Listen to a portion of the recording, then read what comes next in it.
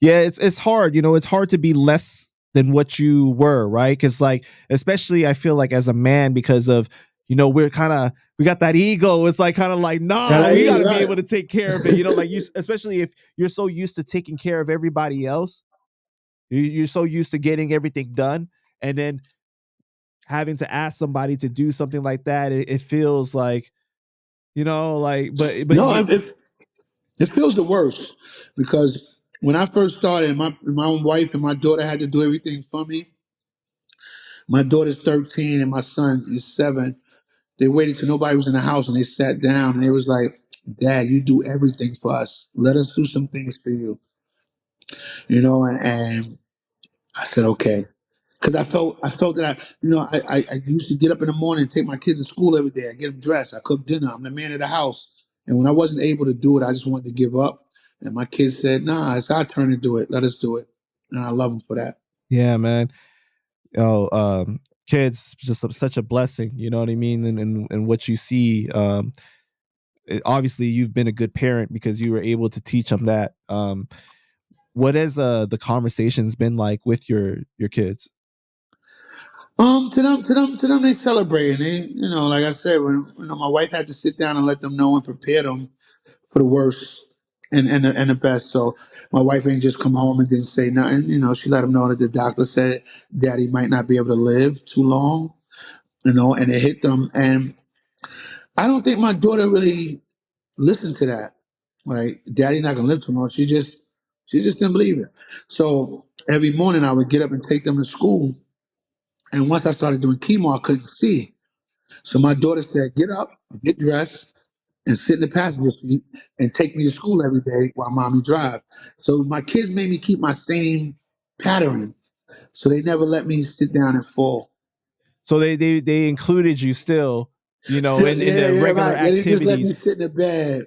Right. and So you raised a great daughter because you could see that she's really strong, like in that way of like, nah, I'm not listening to what the doctor yeah, said. yeah, No, she didn't believe it. yeah, Nah, she definitely. didn't.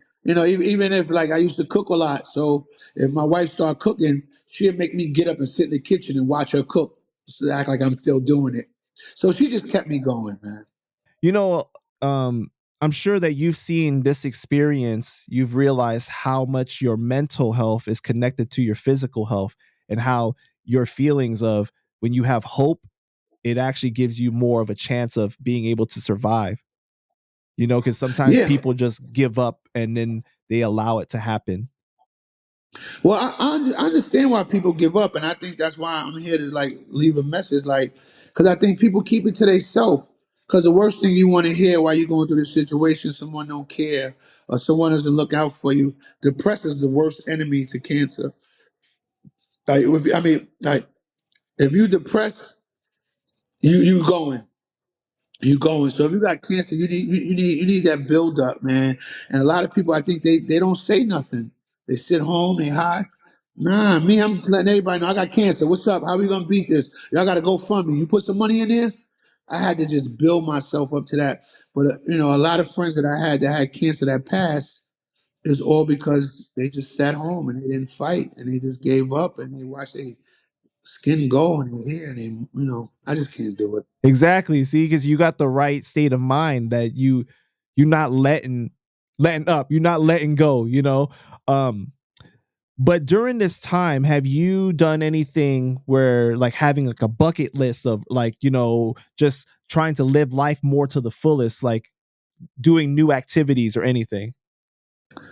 No, I'm just doing everything better. Like now, my doctor just cleared me. I'm able to get on a plane and I'm able to get back in the studio. Before she didn't, like I did the fundraiser and she told me don't rap because my lungs ain't strong enough to hold it. So, it was just a lot of things I couldn't do, I could do now. I'm fortunate. I feel good. I'm happy I'm back in the studio working on Ghetto Billionaire. Every artist I'm asking for a feature ain't asking me for no money. They just sending it right back. So it's Oh, I cool. know Conway's on the album. I know I he didn't want on to the mention album. that. I didn't. I cannot That's wait another to one. hear you guys together. Oh my God, man. That's gonna be crazy. Um, Yes.